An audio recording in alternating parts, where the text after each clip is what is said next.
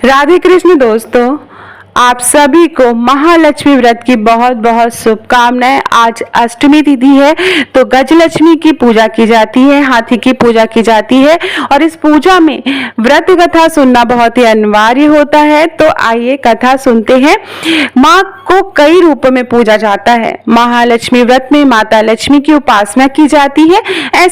ऐसी मान्यता है कि जो भक्त सच्चे मन से यह व्रत रखकर माता की विधि विधान से पूजा करते हैं, व्रत की कथा को सुनते हैं, उनकी सभी मनोकामनाएं पूर्ण होती है। तो आइए मैं आपको दो कथाएं सुनाऊंगी।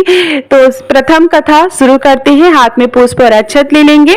प्राचीन समय की बात है कि एक बार एक गांव में एक गरीब ब्राह्मण रहता था। वह ब्राह्मण नियमित रूप से श्री विष्णु का पूजन किया करता था। उसकी पूजा भक्ति से प्रसन्न होकर उसे भगवान श्री विष्णु ने दर्शन दिए और ब्राह्मण से अपनी मनोकामना मांगने के लिए कहा। ब्राह्मण ने लक्ष्मी जी का निवास अपने घर में होने की इच्छा जाहिर की। यह सुनकर श्री विष्णु ने लक्ष्मी जी की प्राप्ति का मार्ग ब्राह्मण को बता दिया। मंदिर के सामने एक स्त्री आती है जो यहाँ आकर उपले थापती है। तुम्हें उसे अपने घर आने का आमंत्रण देना होगा। वह स्त्री ही देवी लक्ष्मी है। शुभ मुहूर्त और महत्व। देवी लक्ष्मी के तुम्हारे घर में आने के बाद तुम्हारा धन और धान्य भी भर जाएगा। यह कहकर श्री विष्णु भी चले गए। अगले दिन वह सुबह 4 बजे ही वह मंदिर के सामने बैठ गया। लक्ष्मी जी उपले थापने के लिए आई तो ब्राह्मण ने उनसे अपने घर में आने का निवेदन किया।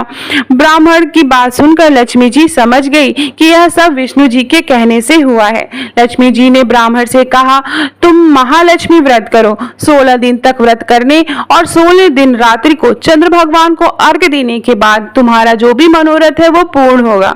ब्राह्मण ने देवी के कहे अनुसार व्रत और पूजन किया और देवी को उत्तर दिशा की ओर मुंह करके उन्हें पुकारा। लक्ष्मी जी ने अपना वचन पूरा किया और उस दिन से यह व्रत इस व्रत को सभी महिलाएं करती हैं और उपरोक्त विधि से संपूर्ण मन से, सच्चे मन से यह व्रत करते हैं और उनकी जो भी मनोकामना है पूर्ण होती है। आइए सुनते हैं महालक्ष्मी हाथी पूजा की दूसरी कथा।